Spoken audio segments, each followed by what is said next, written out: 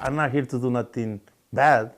I'm here to work. Meet Luis. He lives in St. Louis and works as a landscaper. For me, it's like a career. I like it. He tells me he provides for his wife and 4 kids. They are part of an estimated 50,000 unauthorized immigrant population calling Missouri home. We know like some bad and good people. And I feel I'm on the side of the good people. Luis says he came to the United States as a child, just months before 9/11.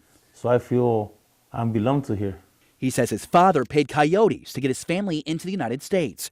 A coyote is a person who smuggles immigrants across the Mexico-United States border.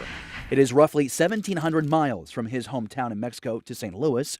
On foot, the journey took 2 to 3 weeks. They help you to cross, or you take your chance by yourself. Both ways you're taking a risk. Today, his mother and father both live nearby. And like Luis and his wife, they are unauthorized. That way, my mom and my dad, they can meet his grandkid, you know? Keeping his family together is his top priority, which is why he's agreeing to explain how he's able to work, own a home, get married, all legally, despite not having a legal status to be in the U.S.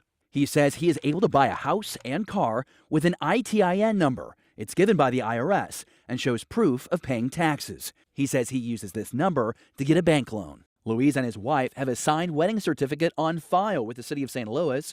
With no driver's license, he says he uses a government-issued passport for ID. And how did you get the passport? To the Mexican consulate. And where's that? Kansas City. Sometimes they have a mobile unit, they come here. It is these reasons Luis says unauthorized immigrants are far from undocumented. They know me. This is why he disagrees with claims he and people like him are stealing jobs from U.S. citizens. Do you agree with that? No.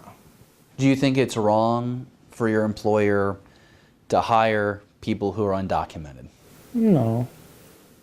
Because he gives a chance to everybody. They just don't want to be doing the job we do. As soon as I work is going to provide food to the table, we're going to do it. No matter it's like hard, easy, or dirty, or clean, we're going to do it. No matter how hard he works, his status is still the same, and many are critical of his existence in the country, while millions immigrate legally into the United States each year. Is that fair? That person was able to come here the right way.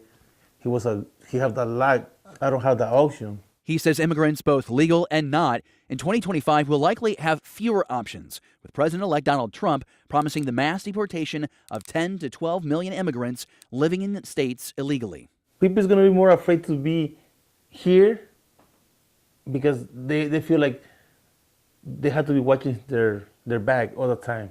Is there a concern that the government could take your parents, you and your wife, deport you back to Mexico and be separated from your kids? It's a little bit scary, you know. I'm not going to lie, you know, to one day, you know, get in trouble, sent back to Mexico and not be able to see my family.